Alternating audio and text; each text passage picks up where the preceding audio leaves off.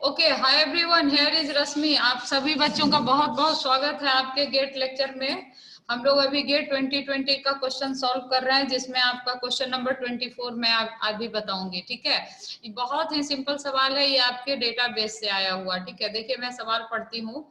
Question में आपसे पूछा गया है, which one of the following is used to represent the supporting many to one relationship of weak entity set in entity relationship diagram. देखिए मैंने आपको बताया हुआ है मेनी टू वन क्या होता है, दिस इज कार्डिनलिटी, है ना। इसका मतलब क्या हुआ कि जब भी आपका रिलेशनशिप बनता है तो कम से कम दो एंटिटी होने चाहिए, है ना। तो रिलेशनशिप के एक एंटिटी का मेनी एंटिटी, देखिए एंटिटी सेट में क्या होता है, एक एक एंटिटी टाइप के तहत कई सारे एंटिटी हो सकते हैं। फॉर एग्जाम्पल आपका जैसे मान लीजिए आपका स्टूडेंट एंटिटी है, तो उस स्टूडेंट एंटिटी में 100 स्टूडेंट हो सकते हैं, 50 स्टूडेंट हो सकते हैं। तो स्टूडेंट टाइप एंटिटी में 100 एंटिटी जो है वो हो सकता है। तो ये देखिए आपसे क्या पूछा है कि which one of the following is used to represent the supporting many to one relationship of weak entity set in the entity set entity relationship diagram. मैं आपको इसमें ये सब शब्द का मतलब याद दिलाना चाह रही हूँ कि मेनी टू वन रिलेशनशिप का मतलब क्या हो गया कि मैं एक एंटिटी के अंदर एक एंटिटी सेट में मल्टीपल एंटिटी सेट रिलेशनशिप के एक एंटिटी से क्या होगा, रिलेट करेगा। जैसे मान लीजिए एंटिटी सेट में आपका स्टूडेंट एंटिटी सेट में क्या है, S1 S2 S3 S4, ठीक है। और रिलेशनशिप सेट में आपका एंटिटी R1 R2 R3 है। तो मेनी टू वन का मतलब क्या हुआ कि मेनी स्टूडेंट यानी कि S1 S2 S3 more than one student related to one relationship यानी R1, ठीक है। और ये स्टूडेंट कोर्स के बीच की बात अगर कर लें अपन, तो वन रिलेशनशिप का मतलब क्या हुआ कि suppose C1 C2 C3 C4 आपका कोर्स एंटिटी है, ठीक है। तो ये जो होगा कोर्स वन जो है वो C1 से एक R1 से एक ही C1 रिलेट करेगा, R2 से C2 रिलेट करेगा, R3 से C3 रिलेट करेगा, R4 से C4 रिलेट करेगा, है ना। ऐसा नहीं होगा कि R1 से ही मल्टीपल C1 C2 C3 ऐसा रिलेट करेगा। वन में एक से एक रिलेशनशिप की एंटिटी से एक ही एंटिटी को रिलेट करना है। अब मेनी का मतलब क्या हो गया कि मेनी स्टूडेंट में relate to one single entity, जैसे S1 S2 S3 तीनों का तीनों एक ही रिलेशन R1 से रिलेट कर रहा है। तो इसको अपन क्या बोलेंगे, मेनी टू वन रिलेशनशिप। चलिए इतनी बात अगर आपको समझ में आ गई तो अब आगे आपको ध्यान दिला दूं मैं, वीक एंटिटी सेट क्या होता है। तो आप कहोगे मैम हम लोग को याद है, वीक एंटिटी सेट वैसे एंटिटी को कहा जाता है जिसमें प्राइमरी की नहीं हो और अगर कैंडिडेट की नहीं है। देखिए एंटिटी रिलेशनशिप डायग्राम में कैंडिडेट की बोलना ज्यादा सुटेबल है, ठीक है।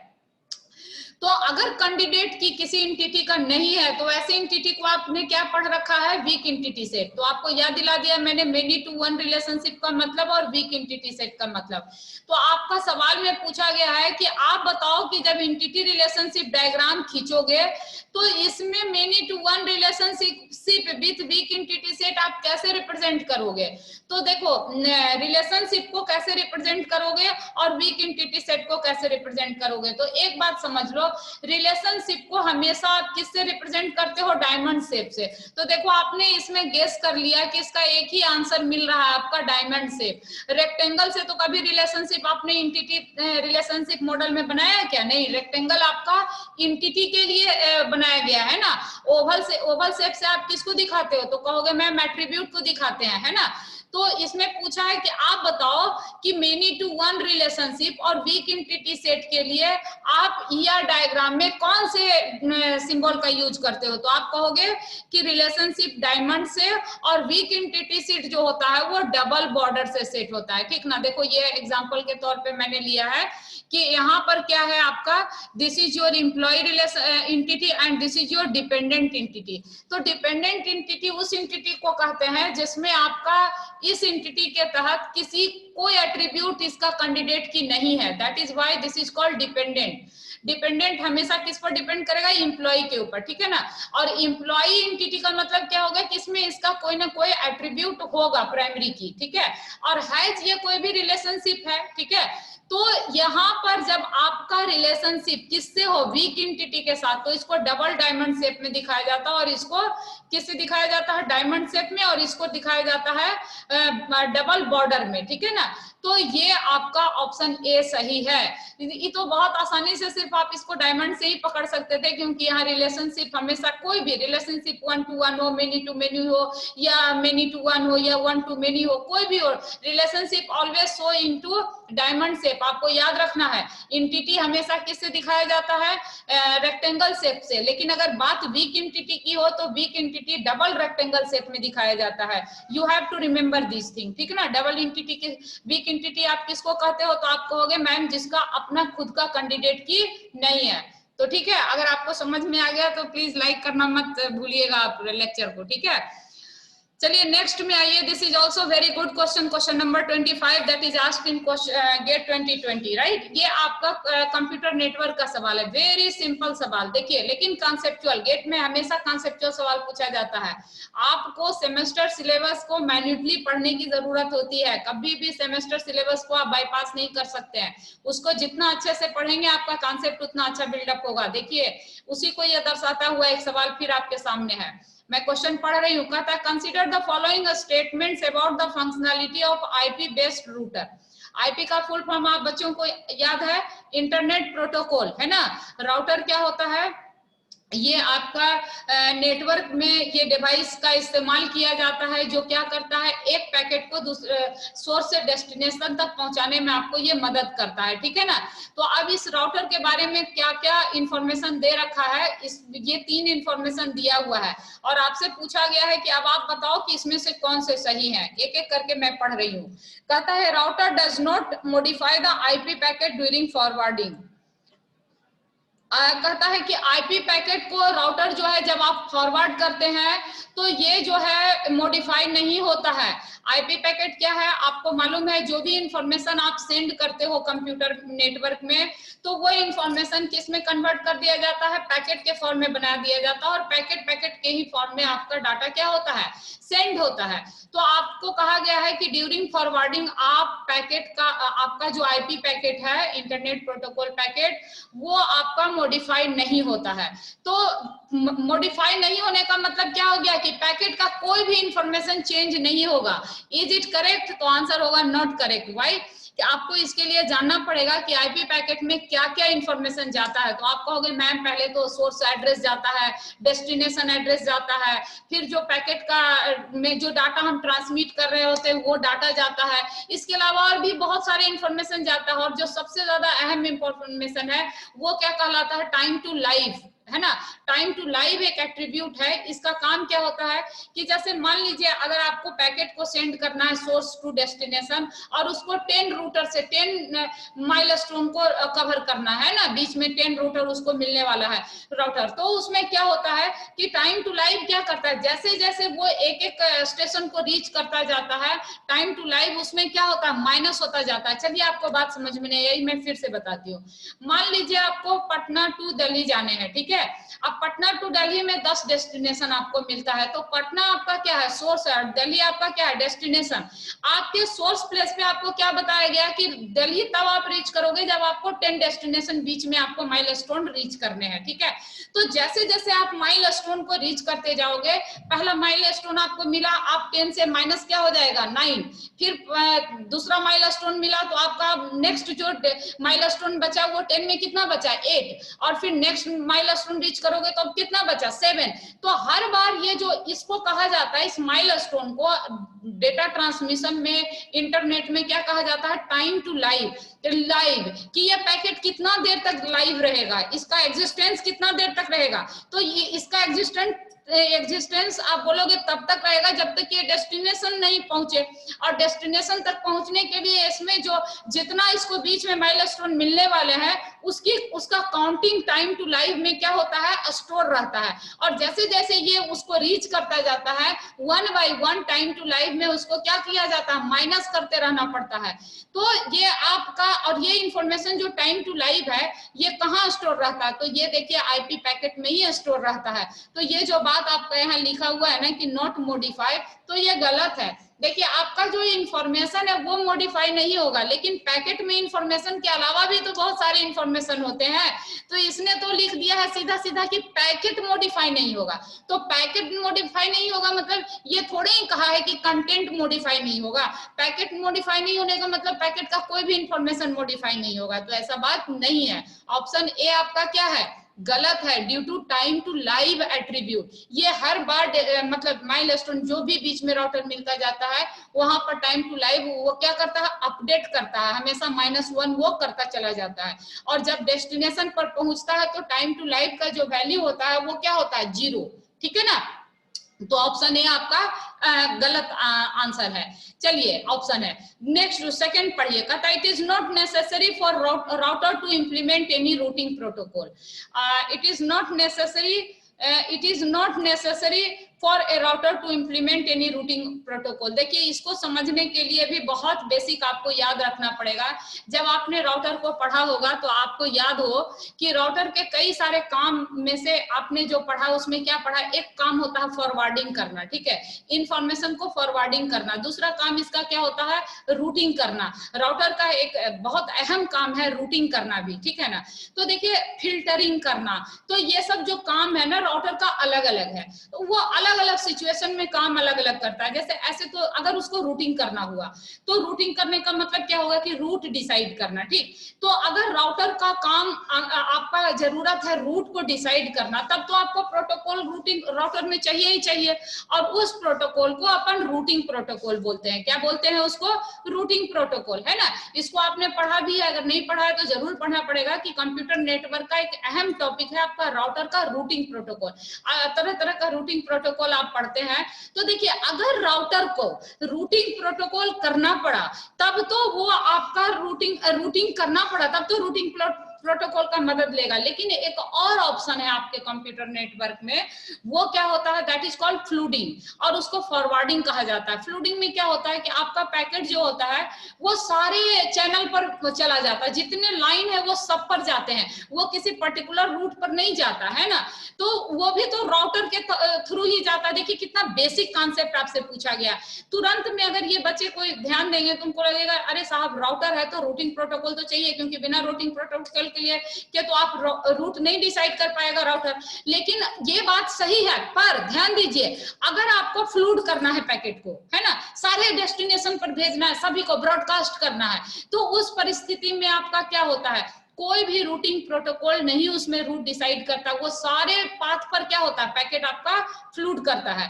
तो उसके लिए आपको किसी रूटिंग प्रोटोकॉल की जरूरत नहीं है। तो यहाँ देखिए इज नॉट नेसेसरी लिखा है, तो ये बात सही है, ये सिचुएशन टू सिचुएशन डिपेंड करता है। अगर पैकेट को किसी पर्टिकुलर रूट पर भेजना है तब तो आपको रूटिंग प्रोटोकॉल चाहिए रूटर को, लेकिन अगर पैकेट को पूरे को ब्रॉडकास्ट करना है तो राउटर को किसी रूटिंग प्रोटोकॉल की जरूरत नहीं है। तो यहाँ नॉट नेसेसरी शब्द का प्रयोग किया गया है, तो इसका मतलब ये कोई जरूरी नहीं है। तो ऑप्शन 2 जो है ये आपका क्या है, करेक्ट ऑप्शन है, ठीक है।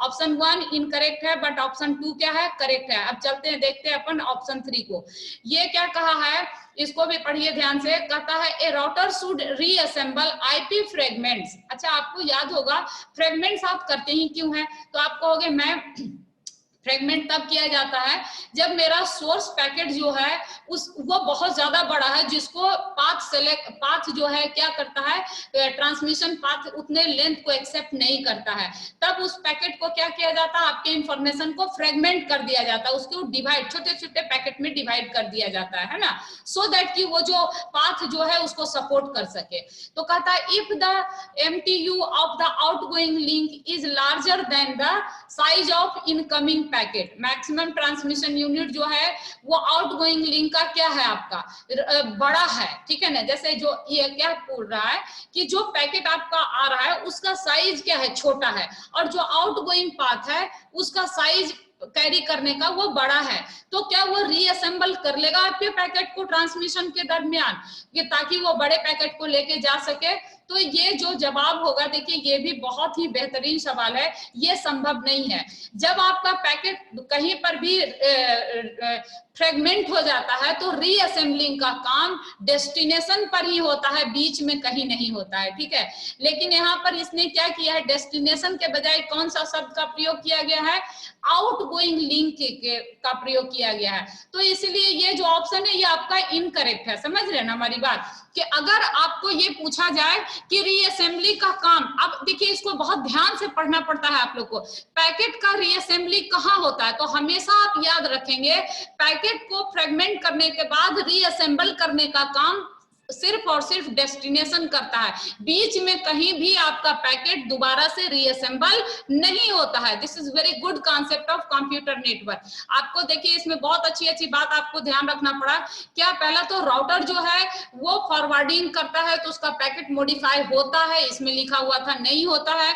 दूसरा है कि डिफ्रेगमेंटेशन जो है रीअसेंबल करने का काम, अगर एक बार आपका पैकेट फ्रेगमेंट हो गया है, टुकड़े में बट गया है, तो रीअसेंबलिंग का काम सिर्फ और सिर्फ आपका डेस्टिनेशन नोड ही करेगा, बीच में कहीं नहीं होगा। ये इसलिए ये आपका ऑप्शन जो है ये क्या लिखा हुआ है, गलत है, क्योंकि इसने लिखा है कि भाई आउटगोइंग लिंक क्या है कि उसको रीअसेंबल कर सकता है, ऐसा संभव नहीं है। और सेकंड ऑप्शन ओनली सिर्फ करेक्ट है, क्यों, क्योंकि रूटिंग प्रोटोकॉल जो है, राउटर जो है रूटिंग प्रोटोकॉल का इस्तेमाल तो करता है, लेकिन हर वक्त करेगा ये जरूरी नहीं है। जैसे फॉर एग्जांपल मैंने आपको क्या बताया कि अगर आपको पैकेट ब्रॉडकास्ट करना है, ब्रॉडकास्ट करना का मतलब क्या होता है कि वो किसी पर्टिकुलर डेस्टिनेशन पर पैकेट नहीं जाएगा, ब्रॉडकास्टिंग मतलब हर किसी को वो पैकेट मिलेगा, तो राउटर को कोई रूटिंग करने की जरूरत नहीं है, सिंपली पैकेट को क्या करेगा, वो फॉरवर्ड कर देगा। तो forward is also possible in case of routing router, ठीक है ना। तो that is why it is correct answer, ठीक है, नॉट नेसेसरी लिख दिया, इसीलिए ऑप्शन डी आपका इसमें क्या होगा, करेक्ट होगा। समझ रहे हैं ना, तो कॉन्सेप्ट तो भाई आपको चाहिए, ठीक है। अब देखिए क्वेश्चन नंबर 26 में आइए, this is also good question. तो क्वेश्चन नंबर 26 को आप पढ़े, ये भी 2020 में पूछा गया है, ये क्वेश्चन आपका लिंक लिस्ट से आया है, ठीक है। तो लिंक लिस्ट में क्या होता है, कहता है what is the worst case time complexity of inserting n elements into empty link list. Okay, आपका लिंक लिस्ट क्या है, एम्प्टी है, तो फर्स्ट आइटम को एलिमेंट करने में आपको कितना टाइम यूनिट लगेगा, तो आप कहेंगे मैम 1 लगेगा। 2 को इंसर्ट करने में कितना टाइम यूनिट लगेगा, तो आप कहेंगे 2 लगेगा। 3 को इंसर्ट करने में कितना टाइम यूनिट लगेगा, तो 3 लगेगा। आप पूछो क्यों, क्योंकि मैं कहूंगी कि देखो भाई लिंक लिस्ट में जब भी आप इंसर्ट करोगे तो आपको स्टार्ट से एंड तक तो पहुंचना पड़ेगा ना, कहां पर इंसर्ट करोगे, है कि नहीं। अच्छा, इसमें एक और बात इसमें जोड़ा गया है, कहने का मतलब n एलिमेंट को इंसर्ट करने के लिए n यूनिट ऑफ टाइम लगेगा, इसमें तो आप एग्री हो गए। लेकिन आपसे क्या पूछा गया है, आपसे पूछा गया है कि आप ये बताओ कि if the link list need to be maintained in sorted order. अब यहाँ ध्यान से समझना, इसमें क्या बोल रहा है आपका कि आपका जो लिंक लिस्ट है वो क्या होना चाहिए, इंसर्ट को आप कर रहे हो वो सॉर्टेड ऑर्डर में होना चाहिए। इंसर्शन तो होगा ही होगा, साथ में क्या होगा, सॉर्टेड ऑर्डर में भी होना चाहिए। यानी कि आप जैसे फर्स्ट आइटम इंसर्ट करोगे तब तो कुछ भी ऑर्डर करने की जरूरत नहीं है,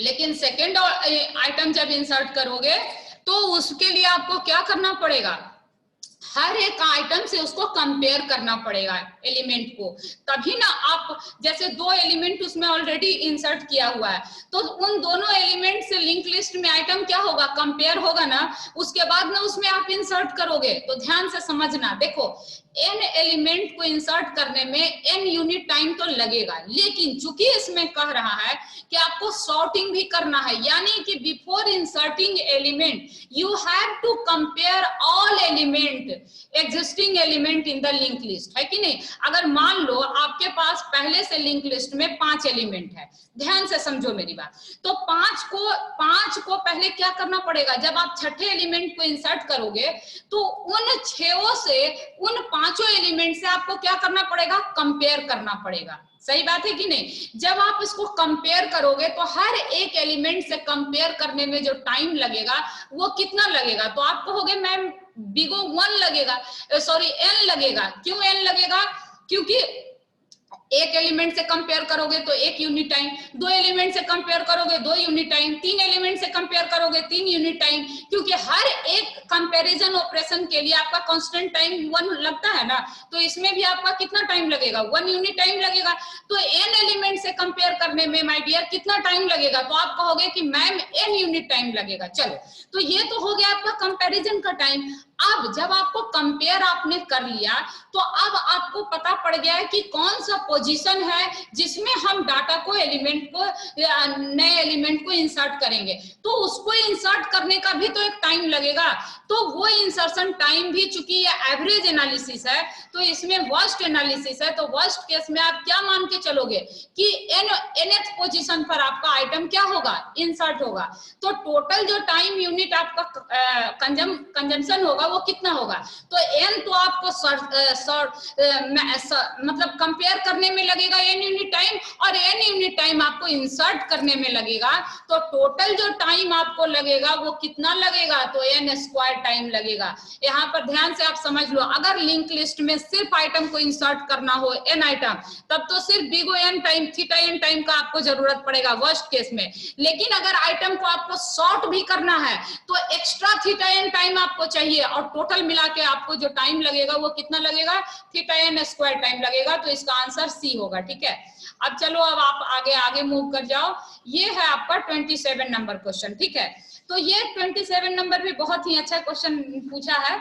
ये क्वेश्चन क्या पूछा है, देखिए, ये बाइनरी रिलेशनशिप है देखने में। कहता है let R be the set of all binary relation on the set 1 2 3। अब आपको तो पता ही है सेट 1 सेट है, तो सेट में तो एलिमेंट हो गए ही, तो इसमें एलिमेंट आपका दे रखा है 3 एलिमेंट, और वो एलिमेंट क्या है 1 2 3। चलो, यहाँ तक कोई दिक्कत वाली बात नहीं है। Set of all binary relation on the set. अब देखो, बाइनरी रिलेशन इस सेट पर बनाना है, ठीक है। तो बाइनरी रिलेशन कह रहा मतलब क्या है कि दो रिलेशन इसके बीच क्रिएट होगा, है ना। बाइनरी दो सेट क्रिएट होगा तो रिलेशन तो एक ही रहेगा लेकिन दो सेट के ऊपर, है ना। अब वो सेट क्या, 1 2 3। कहता suppose a relation is chosen from R at random. अब इसमें कोई रिलेशन आपका रैंडमली चूज किया गया, तो कहता the probability that the chosen relation is reflexive.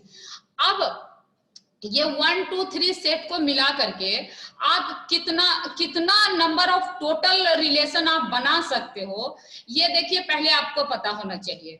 क्योंकि जब आपको प्रोबेबिलिटी पूछा गया है तो प्रोबेबिलिटी में क्या होता है, टोटल सैंपल स्पेस आपको चाहिए होता है। चलिए, अब यहाँ पर टोटल सैंपल स्पेस क्या होगा, तो टोटल सैंपल स्पेस ये होगा कि इस सेट को जिसमें 3 एलिमेंट हैं, इस 3 एलिमेंट को यूज करके आप टोटल नंबर ऑफ रिलेशन कितना बना सकते हैं। This is important, you have to remember. इसका फॉर्मूला होता है, तो देखिए मैंने यहाँ लिखा है कि अगर आपके पास टोटल नंबर ऑफ एलिमेंट कितने हैं, n है, तो जो नंबर ऑफ रिलेशन आपका होता है वो क्या होता है, 2 to the power n square. You have to remember, right, 2 to the power n square, okay. तो टोटल एलिमेंट यहाँ पर आपका कितना दिया हुआ है, 3 एलिमेंट दिया हुआ है। तो पहले आपको इस 3 एलिमेंट से बनने वाले टोटल नंबर ऑफ रिलेशन आपका पता पड़ गया 2 to the power n square. इसका मतलब क्या हो गया, n का वैल्यू यहाँ क्या है 3, इस सेट में एलिमेंट कितने हैं 3, तो 3 के स्क्वायर यानी 2 to the power 9। 2 to the power 9 relation आपका इस मैक्सिमम आपका कितना क्रिएट हो सकता है, इस 3 एलिमेंट से। क्लियर हुआ। अब आपसे सवाल पूछा गया है कि आप बताओ कि वो जो 2 to the power 9 रिलेशन आपका मैक्सिमम क्रिएट होगा, उसमें से रिफ्लेक्सिव रिलेशन होने की प्रोबेबिलिटी बताइए आप, है ना। तो टोटल सैंपल स्पेस तो हमको पता पड़ गया कि कितना टोटल नंबर ऑफ रिलेशन निकलेगा। अब इसमें किसकी प्रोबेबिलिटी निकालनी है, तो रिफ्लेक्सिव रिलेशन होने की प्रोबेबिलिटी निकालनी है। तो आप क्या कहोगे, फिर आप फॉर्मूला लगाओगे कि अगर नंबर ऑफ एलिमेंट हमको सेट का पता है तो उसके रिफ्लेक्सिव रिलेशन होने का जो फॉर्मूला होता है वो क्या होता है, 2 to the power n square minus n, यानी कि यहाँ 3 स्क्वायर क्या हो गया 9 माइनस 3 यानी 6। तो 2 to the power 6 जो हो जाएगा वो आपका क्या हो जाएगा, total number of reflexive relation जो आपके n एलिमेंट से क्या होते हैं, क्रिएट होते हैं, ठीक है ना। तो you have to remember all these. तो देखिए इसमें कितना सुंदर सवाल सेट थ्योरी से आपको इंजीनियरिंग मैथमेटिक्स से पूछा गया है कि आप प्रोबेबिलिटी का भी इस्तेमाल कर दिया गया कि हमको पता है कि भाई टोटल जो रिलेशन बनेगा वो 2 टू द पावर n होगा और उसमें रिफ्लेक्सिव रिलेशन बनने का जो प्रोबेबिलिटी है वो 2 टू द पावर 6 है। तो ये probability total reflexive relation 2 to the power 6 होगा, तो प्रोबेबिलिटी क्या हो जाएगा रिफ्लेक्सिव का? तो आप कहोगे कि मैम ये हो जाएगा इवेंट का सैंपल स्पेस, तो ये जो है आपका रिफ्लेक्सिव का probability reflexive relation 2 to the power 6 divide by 2 to the power 9, यही ना इसका प्रोबेबिलिटी हो जाएगा। देखिए तो ये x बाई वाई लिख दिया हमने, x माना है इसको, तो ये रिफ्लेक्सिव रिलेशन को और टोटल रिलेशन को y से रिप्रेजेंट किया, इसीलिए x बाई वाई लिख दिया। और x आपका क्या है 2 to the power n square minus n divide by 2 to the power n square, तो ये आपका क्या हो गया 2 to the power 6 divide by 2 to the power 9, और इसको आप डिवाइड करोगे तो क्या आ जाएगा 1 divide by 2 to the power 3, और ये 2 टू द पावर 3 क्या होता है 1/8, तो ये इसका वैल्यू क्या निकल के आ गया 0.125। देखिए इस सवाल को बनाने के लिए आपको क्या चाहिए था, क्वेश्चन बहुत ही आसान था 0.125 है ना, तो ऑप्शन ए इसका करेक्ट आंसर होगा। तो ये सवाल बनाने के लिए आपको रिमेम्बर ये करना था, याद रहना चाहिए कि भाई अगर हमको नंबर ऑफ एलिमेंट सेट का पता है तो रिफ्लेक्सिव रिलेशन कितना क्रिएट होगा, तो आपको याद हो गया 2 to the power n square minus n number of reflexive relation, और total number of relation total relation कितना क्रिएट होगा तो 2 to the power n square, ठीक है ना। तो ये दो बातें अगर आपको याद है तो इसका प्रोबेबिलिटी निकालना आपके लिए आसान हो गया। तो थोड़ा तो प्रैक्टिस चाहिए, भाई गेट का सवाल है तो आपका कॉन्सेप्ट भी चाहिए और प्रैक्टिस भी चाहिए, है ना। तो इंटरेस्टिंग है ये, अच्छा है, ठीक है। तो क्वेश्चन का पैटर्न आप देखिए, इस तरह का सवाल आता है, और कॉन्सेप्ट जो है जो भी सब्जेक्ट को आप पढ़ें तो लगातार उसको आप पढ़ते रहें, सो दैट कि आपका जो सब्जेक्ट का कॉन्सेप्ट है वो प्रतिदिन क्या हो बेहतर से बेहतर बनता जाए। क्योंकि जो गेट में सवाल पूछे जाते हैं वो अंदर कॉन्सेप्ट से ही पूछे जाते हैं। जैसे आपने देखा अभी राउटर वाला सवाल, तो रूटर में आपको हर एक बात को याद रखना है कि भाई रूटर रूटिंग तो डिसाइड करता है, साथ साथ फॉरवर्डिंग भी करता है। अगर फॉरवर्डिंग करेगा तो there is no need of any protocol, है ना। तो ये सब चीजें हैं। चलिए अब नेक्स्ट क्वेश्चन देखिए, गेट 2020 28 नंबर में पूछा गया था आपका। This is also very good question. आपने ग्रुप मोनोइड ये सब कुछ भी पढ़ा है, तो ये सब जो है नहीं भी पढ़ा है तो परेशान ना हो, सवाल को देखें आप फिर पढ़ेंगे। कहता let G be a group of 35 element, ठीक है ना। ग्रुप में कोई जी ग्रुप है जिसमें टोटल नंबर ऑफ एलिमेंट आपके कितने दिए गए हैं 35। तो फिर पूछता है then the largest possible size of sub group of G, इस ग्रुप का जो लार्जेस्ट पॉसिबल साइज होगा सब ग्रुप का वो आप बताइए अदर देन जी। देखिए ध्यान से पहले सवाल को समझ लेते हैं, सवाल को समझना हमेशा बेहद जरूरी होता है। आपसे क्या पूछा गया है कि कोई ग्रुप जी है जिसमें टोटल नंबर ऑफ एलिमेंट कितने दिए गए हैं 35, ठीक है, इतना समझ गया।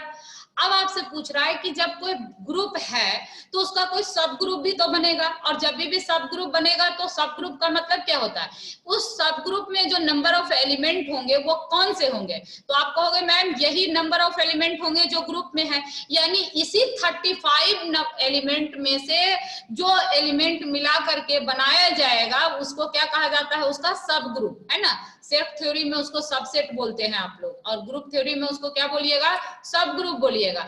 तो निश्चित तौर पे ये इसी एलिमेंट का बात होगा, है ना। तो कहता है कि उस सब ग्रुप का साइज आप बताओ, तो जो हो अदर देन जी, जी को छोड़ के मैक्सिमम साइज क्या होगा, लार्जेस्ट पॉसिबल साइज, ठीक है ना। तो इसके लिए देखिए आपके पास एक लैग्रांजे साहब जो थ्योरम दिए हैं, you should remember this theorem. ये क्या कहता है, ये थ्योरम क्या बोलता है, कहता है if H is a subgroup of a finite group G, then the order of subgroup H divides the order of group G। चलिए अब इसको, ये बात आपको बिल्कुल समझ में नहीं आया, मैं अभी आपको बताती हूँ। ऑर्डर ऑफ ग्रुप जो होता है, सब ग्रुप जो है ऑर्डर ऑफ सब ग्रुप, मान लीजिए ऑर्डर ऑफ सब ग्रुप आपका क्या किससे डिनोट किया आपने एच से, तो वो जो है एच जो है एच से क्या होना चाहिए, order of group G divides होने चाहिए। अब आपको पता नहीं है ऑर्डर ऑफ ग्रुप में भी आपको याद नहीं हो, कोई बात नहीं। तो देखिए ऑर्डर ऑफ ग्रुप जो जी है, ये ऑर्डर ऑफ ग्रुप जो है हमेशा सब ग्रुप के ऑर्डर से डिवाइड होगा। इसका मतलब आप ये कहेंगे कि मैम यानी कि ये जो ऑर्डर जिससे जिससे डिवाइड होगा वही सब ग्रुप का ऑर्डर होगा, है ना। लैग्रांजे साहब तो यही कह रहे हैं। तो आप कहोगे कि लेकिन हमको तो यही नहीं पता याद है कि ऑर्डर ऑफ ग्रुप क्या होता है। तो you should remember it. Order of group जो होता है वो ग्रुप में जितने नंबर ऑफ एलिमेंट प्रेजेंट होते हैं that is called order of group, ठीक है ना। तो जी में जो total number of element present है वो बताइए आप कितने हैं। तो आप कहोगे मैम 35 है। तो इस हिसाब से आपको क्या पता पड़ गया कि जी में कितने एलिमेंट आपके हैं 35। तो जी ग्रुप का ऑर्डर कितना होगा, तो आप कहोगे 35, ठीक है।